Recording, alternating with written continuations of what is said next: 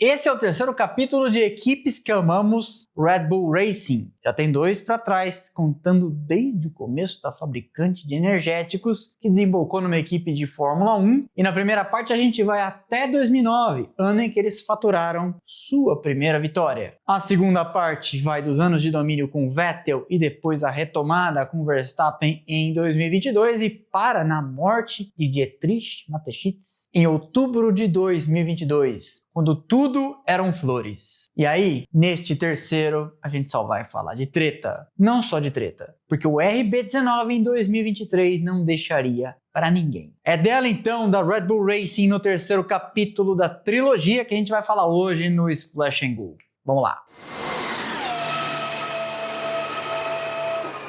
Antes da gente continuar, deixa eu aproveitar para falar para você. Sabe que estamos com uma campanha no ar para produzir a nova leva de camisetas do Splash and Go, certo? Não sabe? Tá sabendo agora. O lote inicial é de 500 camisetas ao tempo da gravação desse vídeo. A gente deve estar com uns 23, 24% já atingido. E temos das cores azul bebê padrão do canal, também temos no outro modelo verde marca-texto. Elas são de qualidade, para você ter uma ideia, eu tenho as minhas desde 2022, agora com a nova leva também vou adquirir as minhas, e são de fornecedor que faz as camisetas das equipes da Fórmula 1 quando elas vêm ao Brasil. Fabricante homologado pela própria Fórmula 1. Produto de qualidade para a melhor e maior audiência de Fórmula 1 do Brasil. Vocês, o valor R$ 169,00 com frete incluso para todo o Brasil. Fora do Brasil, infelizmente, a gente não consegue entregar. Se você é de fora do Brasil e quer adquirir a sua, você vai ter que arrumar um endereço de alguém aqui no país para que a camiseta seja entregue lá. E depois, este trecho final seja feito aí da forma que vocês entenderem melhor.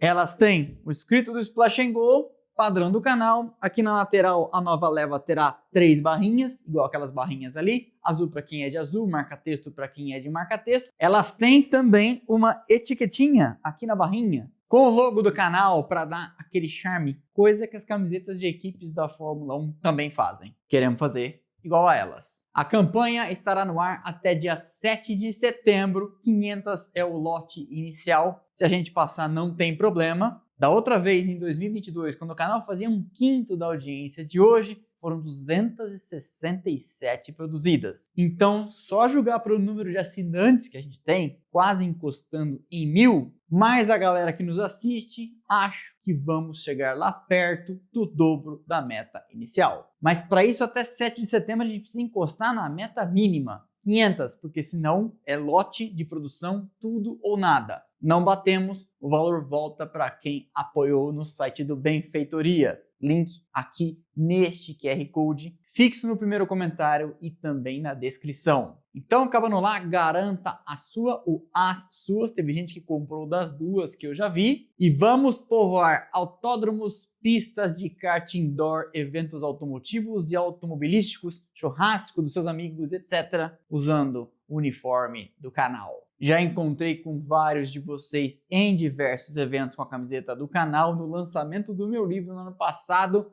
o Luiz Eduardo, se eu não me engano, veio com uma que eu autografei, não sei se ele lavou depois. Então, bora lá e se der certo a gente pode pensar em outros produtos, jaquetas, bonés e etc. Até 7 de setembro, domingo do Grande Prêmio de Monza, a campanha está no ar. QR Code aqui, link lá embaixo na descrição. Beleza? Então é isso. Vamos lá. A morte de Dietrich Mateschitz em 2022, fundador da Red Bull multinacional, mas desde o começo minoritário no controle, ele tinha 49% das ações, não foi exatamente uma surpresa. Ele vinha lutando contra uma doença terminal. Pouco se falou sobre a doença na época, até porque realmente isso não é assunto para nós, mas caso você esteja curioso, foi um câncer no pâncreas. Ele tinha 78 anos e lutando contra a doença, preparado preparou uma sucessão. E isso passaria também por um acordo de fornecimento de motores com a Porsche. Oi? Isso mesmo. O grupo Volkswagen tinha ensaiado entrar na Fórmula 1 lá em 2014, na primeira geração dos motores híbridos. Mas aí, o medo de gastar mais do que podiam e a indecisão se entrariam com a Porsche ou com a Audi e etc., manteve o grupo Volkswagen de fora, que aí se afastou mais ainda de qualquer possibilidade de aparecer na Fórmula 1,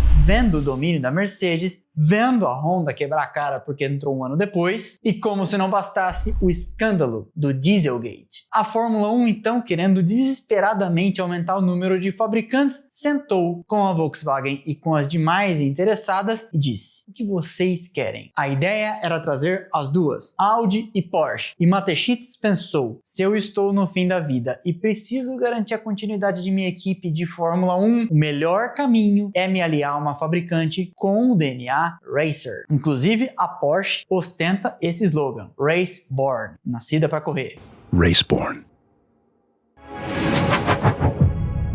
Acontece que Mateschitz estava no fim da vida e dentro da Red Bull Racing, três cabeças, Horner, Marko e Newey, eram contra a vinda de uma grande fabricante se ela não se submetesse a algumas condições. Newey sempre quis controle total sobre o carro e pensava: seria maravilhoso fabricar um motor aqui, mas teríamos que combinar com os russos, ou no caso, com os alemães. E você pode por um segundo estar pensando: mas peraí, a relação com a Honda não estava dando tão certo? Sim, mas com a chegada da pandemia, a Honda assustou e resolveu puxar seu programa de motores da tomada. Só que aí, isso era 2020, e em 2021 eles venceriam o campeonato. E a Honda já tinha mudado de ideia, mas tinha uma saída já preparada. E aí que nesse vai e volta, muda de ideia e desmuda dos japoneses, Horner, Marko e Newey pensaram: não tem como a gente ficar na mão desses caras, que decidem sair, decidem voltar 2 vezes por década. Mateschitz, por sua vez, tinha costurado esse acordo com a Porsche, e os três falaram: beleza, mas a Porsche tem que topar fazer o motor aqui dentro da nossa fábrica e basicamente pagar para colocar o nome. A gente decide tudo. Com um DNA Racer, a Porsche não ia concordar, e o receio de Newey, Marko e Horner era que a equipe virasse uma Toyota, como foi nos anos 2000, extremamente dependente de decisões corporativas muito distante do dia a dia na fábrica, que demoram meses para ser tomadas. E na Fórmula 1 tudo muda de semana para semana. Mas tinha mais acontecendo. A morte de Mateschitz acendeu na cabeça de Horner uma luzinha. De repente eu posso ser dono, ao menos em parte, de uma equipe na Fórmula 1. Tem alguém tão bem sucedido como eu, Toto Wolff, que é dono de 1/3 da Mercedes. E sim, esta é uma obsessão de Christian Horner, ser dono de uma equipe na Fórmula 1, ou pelo menos de um pedaço dela. E a vaidade e a cobiça podem ser a ruína de muita gente. As coisas foram acontecendo em paralelo. Horner, Marko e Newey movimentaram decisões corporativas da Red Bull Racing, inteiramente propriedade do grupo Red Bull, para que a aliança com a Porsche fosse rejeitada. Documentos chegaram a ser apresentados às autoridades concorrenciais de alguns países, já que a fusão da Red Bull Racing com a Porsche, não lá em cima, aqui embaixo, a equipe precisaria ser aprovada pelos CADs da vida, CAD no Brasil, Conselho Administrativo de Defesa da Economia, órgão que opina e que tem pares no mundo inteiro, Europa, Estados Unidos, etc., sobre fusões e aquisições para não haver controle de mercado, possibilidade de monopólio, etc. e tal. Foi então que descobriram que a Porsche seria, ao menos no papel, dona de metade da equipe Red Bull. Tudo isso costurado por Mateschitz antes de morrer. Mas aí ele morreu e deram um jeito de minar a aliança. E aí? E aí que neste meio tempo Horner foi o maior entusiasta da construção de uma fábrica de motores, a Red Bull Powertrains, que foi consumindo dezenas de milhões de dólares ao lado da fábrica da equipe em Milton Keynes, na Inglaterra, com eles contratando 10, 20, 30, 40, 50 funcionários da Ferrari, da Mercedes e também roubando gente da Honda. Tudo para tocar uma iniciativa de fazer motores de Fórmula 1. E aí no começo de 2000 2023 aparece a explicação de tudo. A Red Bull tinha achado um parceiro que topava aquilo a que a Porsche não tinha topado se submeter. Ajudar a pagar a conta, colocar o nome nos motores e deixar tudo com a Red Bull. A Ford apareceria na jogada. O controle da fabricante de energéticos era tocado então por Oliver Mitzlaff, um diretor de investimento com relação próxima com o filho, herdeiro de tudo que ficava na Europa. Tudo, entenda-se, 49%. Os tailandeses, muito discretos, eram felizes por ter ficado de repente bilionários e inclusive o fundador, já falecido, elegeu-se até senador no país. Vem 2023 e a Red Bull parecia funcionar em harmonia. Max Verstappen levaria o campeonato de maneira acachapante, com o RB19 vencendo 21 de 22 corridas. 19 para Max, 2 para Sérgio Pérez e Carlos Sainz, uma antiga cria do seu programa de pilotos, venceria uma prova em Singapura com a Ferrari. Isso colocava a Red Bull como dona do carro mais dominante da história da Fórmula 1, desbancando, veja bem a que ponto chegamos, o MP44 de Senna e Prost em 1988, que venceu 15 de 16 corridas, contra 21 de 22 o RB19. O carro ao longo do ano começou a sofrer críticas de Max Verstappen, mas ele era tão dominante que ainda assim Verstappen fez a rapa. Enquanto isso, por baixo da superfície, uma luta começava a acontecer. Os austríacos achavam que Horner estava mandando demais. Ele era team principal e CEO, acumulava funções, comandava os investimentos na Red Bull Powertrains e agora, depois da morte de Mateschitz, tinha esticado seus tentáculos na AlphaTauri. A anterior, Toro Rosso, aquela que tinha sido comprada da Minardi, usada para amadurecer pilotos e promover agora AlphaTauri, uma grife do grupo Red Bull. Horner chegou em Mitzlaff e avisou: ou a gente vende esse negócio ou a gente faz essa equipe render dinheiro. Foi dele a decisão de aumentar o uso de peças da Red Bull no carro da AlphaTauri, que viraria V-Carb, já explico o motivo, de 2023 para 2024. Até ali, a AlphaTauri fazia boa parte de peças que, a exemplo de Haas com a Ferrari, Williams e Aston Martin com a Mercedes, ela poderia comprar da irmã maior. Mas eles faziam isso por orçamento. Orçamento? Sim, o regulamento tem umas regras sobre transferência de peças que você não pode vender fingindo que está vendendo a $1 para estourar o teto de gastos. Horner põe Mitzlaff contra a parede e avisa: não dá para ficar promovendo esse negócio de AlphaTauri, essa grife que ninguém compra essas roupas, vou negociar um acordo de naming rights e vende o nome da equipe para Visa. Os austríacos não gostaram nada disso, mas a gota d'água para iniciar a turbulência viria no final de 2023, quando eles, os austríacos, descobrem que Horner foi falar com a metade tailandesa, metade um pouquinho maior, né? 51%, dizendo: estou capitaneando um consórcio de investidores, quero comprar o controle da equipe. Mamãe, quero ser Toto Wolff.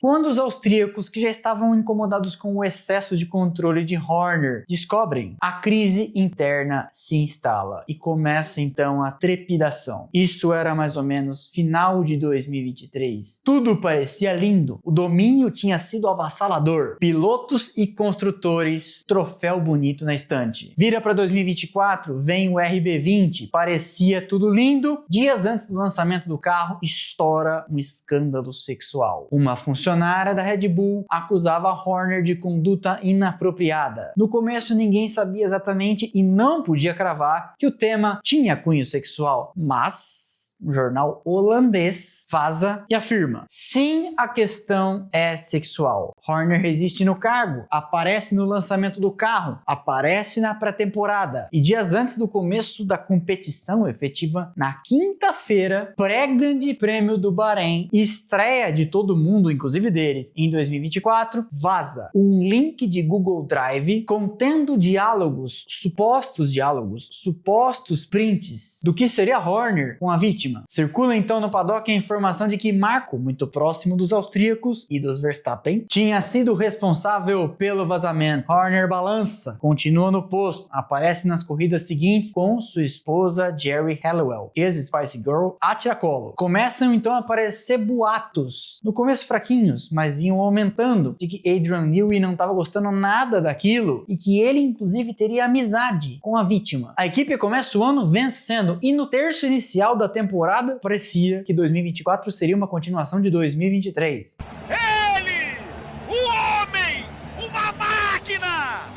psicologicamente destruído, moralmente abalado e tecnicamente não existe. Verstappen vai encaminhando o campeonato, até que em Imola, Norris com a McLaren incomoda para valer pela primeira vez. Não vence, mas em Miami levaria. E nesse final de semana, em Miami, dia 1º de maio de 2024, a Red Bull se antecipa aos acontecimentos e anuncia: Newey está fora. E ele não gostou nada da escolha da data, porque 1º de maio de 2024 marcou os 30 anos da morte de Ayrton Senna. E em 1º de maio de 94, morria um piloto a bordo de um carro feito por Newey, o FW16. Portanto, ele que já estava de saída ficou, como dizem os espanhóis, enojado com o acontecido. Newey saía e o diretor técnico dali para frente, Pierre Vachey, levaria o projeto nas costas. Horner seria inocentado em 2 instâncias, digamos assim, de investigações internas conduzidas pela própria Red Bull, em que ele era CEO e Team Principal. E a história nunca ficou muito bem explicada. A McLaren alcançaria e passaria a Red Bull no campeonato de construtores. Norris chegou a se assanhar, mas a vantagem construída por Verstappen no terço inicial do campeonato seria suficiente para ele levar mais um campeonato, seu 4º. Só que a Red Bull em 4 anos tinha deixado passar então 2 títulos de construtores. 21, quando a Mercedes levou, 24, quando ficou com a McLaren. E no meio deste ano em que eles perdem os construtores, Horner, contrariando Marco, passaria por cima do construtor e quem decidia até ali a história toda de pilotos e renovaria com Sérgio Pérez, pensando que aquilo poderia ajudar um mexicano a assentar a cabeça e subir de produção, entregando melhores resultados. Lê do engano. Isso custaria caro porque o baixo desempenho do mexicano contribuiria para a perda do campeonato de construtores. O time em 4 anos tinha sido então campeão 2 vezes nos construtores, 4 de pilotos, sendo vice para a Mercedes em 2021 e 3ª no campeonato de 2024, ultrapassada que foi também pela Ferrari. Foram 589 pontos contra 652 da Ferrari e 666 da Red Bull, dos quais Verstappen fez 437 e Pérez, 8º no campeonato de pilotos, fez 152, quase menos do que um terço. E aí, no final do ano, Horner tem que ceder e a equipe avisa: assumirá Liam Lawson, que vinha fazendo bons anos na equipe B, substituiu Daniel Ricciardo com a mão fraturada em 2023. Ricciardo, sim, depois da Renault ele foi para a McLaren e voltaria pro programa. E aí em 2023 Lawson foi bem e em 2024 ele tinha ficado na reserva. Assume então de Singapura para frente, anda bem, marca ponto e aí eles avisam Pérez: abraço, você não corre mais com a gente. Só que ele tinha um contrato válido. E aí uma multa rescisória teve que ser paga. Uma bela multa rescisória. Pérez receberia então em 2025 para ficar em casa. Tá rindo disso até agora. Porque a Red Bull traria Lawson, que ficaria 2 provas em 2025 e seria rapidamente substituído por Yuki Tsunoda. Circula entre pessoas bem informadas, mas nunca foi confirmado, que Horner queria, na verdade, abrir a carteira, pagar para Pérez ficar em casa e gastar mais dinheiro, pegando da Williams, Franco Colapinto. Só que a Williams pediu uma grana muito alta e aí ele ficou meio sem argumentos. Quando o Marco disse: mas nós temos um piloto pronto aqui.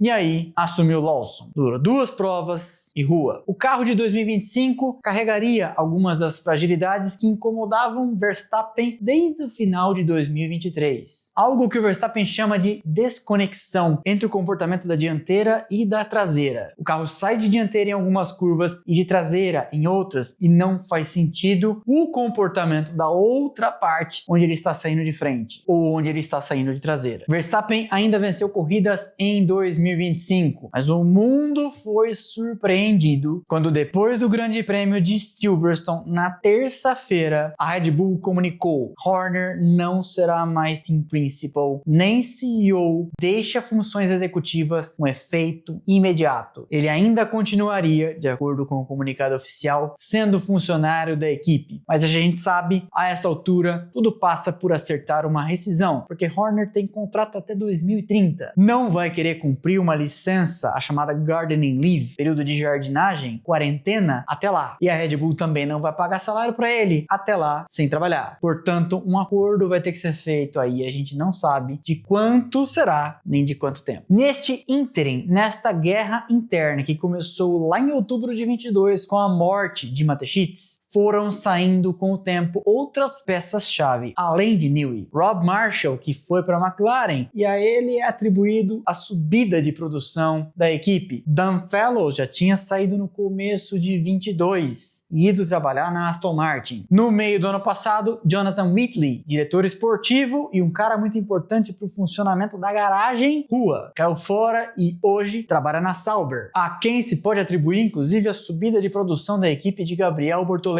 E sabe-se, de acordo com jornalistas muito bem informados do paddock, que Pierre Vachey não tem Jos e Max Verstappen como seus fãs. Enquanto eu gravo conversando com vocês, numa terça-feira antes do Grande Prêmio da Bélgica, não se sabe o futuro de Verstappen. O que a gente sabe é que uma semana e meia atrás ele foi visto na Sardenha, seu iate e seu jato, encontrando Toto Wolff. Wolff, chefão e dono de 1/3 da Mercedes, pode prometer a Max um grande motor para o ano que vem e uma organização redondinha que não está em guerra e que não acabou de perder mais um pilar. Para o lugar de Horner, assumiu Lohan Mekies, que era o chefe na VCARB. É um cara com muito trânsito no paddock e talvez uma abordagem mais de chefe de equipe moderno. Mas ele tem apenas 18 meses de experiência na função. A Red Bull, lá de 2005, tem na sua estrutura, neste momento, apenas Helmut Marko como um dos integrantes originais. Um octogenário que não tem função executiva na equipe e cuida do programa de pilotos e é um conselheiro do lado austríaco. A equipe perdeu todas as peças-chave e, como eu comentei, Vachey não tem nos Verstappen grandes fãs. Horner, até sair, sempre insistiu: essas figuras não farão falta porque existe um corpo de engenheiros abaixo, capaz, habilitada de assumir a bronca. Gente menos conhecida, mas que foi formada internamente. E pode até ser verdade, mas palavras ácidas, venenosas de Zac Brown circularam em várias entrevistas dizendo: pode ser mesmo que eles consigam segurar o rojão, mas isso não é corroborado pela quantidade de currículos da Red Bull que nós aqui na McLaren e em outras equipes também estamos recebendo. O que vai acontecer com essa organização que de 2005 para cá venceu tanto que virou a 6ª maior vencedora, ficando atrás apenas de Lotus, Mercedes, Williams, Ferrari e McLaren, no total de construtores, pilotos, vitórias, pole positions e etc. Ninguém sabe. Pela frente, um regulamento inteiramente novo, fabricar os próprios motores com o auxílio da Ford, ter perdido todas as suas figuras de referência, seja na parte técnica, na garagem e agora Horner no timão desse negócio todo e correndo risco iminente de perder Verstappen, talvez para 2026, possivelmente também para 2027. Há candidatas a pagar pelos seus serviços. Candidatas, inclusive, uma delas com o próprio Newey, a Aston Martin. Daqui a alguns anos a gente volta aqui e atualiza essa história. O que será da Red Bull? Comente aqui embaixo. Esse foi então mais um episódio do Splash & Go no YouTube. Eu espero que vocês tenham gostado. O terceiro da trilogia sobre a Red Bull. Deixa o like que é de graça, não custa nada, você sabe. Ajuda demais o canal a fazer esse trabalho aqui, também em vídeos extras aos domingos. Não sabe o que será da Red Bull? Comente aqui de onde nos assiste. Manda um abraço pro pai, pra mãe, pro gato, pro cachorro, pro periquito, pro cônjuge, pra cônjuge, pro namorado e pra namorada. Nada disso te interessa? Fala pelo menos aí de onde nos assiste, bicho. Ajuda. Isso contribui pro algoritmo seguir distribuindo nossos vídeos internet afora. Rumo aos 300 mil inscritos. Sempre insisto aqui, vocês são a maior e melhor audiência de Fórmula 1 no Brasil. Por isso merecem o melhor conteúdo. Pra não ficar de fora de nada do que a gente faz por aqui, já sabe. Instagram, Telegram e WhatsApp. Links lá embaixo na descrição e assim você não perde nada do que a gente faz por aqui. Por fim, mas não menos importante, já sabe, não sabe, tá sabendo agora, nossas redes sociais onde tem conteúdo o tempo todo. Instagram, Twitter, Threads e TikTok estão passando aqui os arrobas. Link lá embaixo na descrição. Espero que você tenha gostado da trilogia sobre a Red Bull Racing. Temos outras histórias muito boas de equipes contadas por aqui. Te vejo lá nos outros vídeos. É só clicar na playlist Equipes que Amamos, você pode ver todos. Valeu e aquele abraço.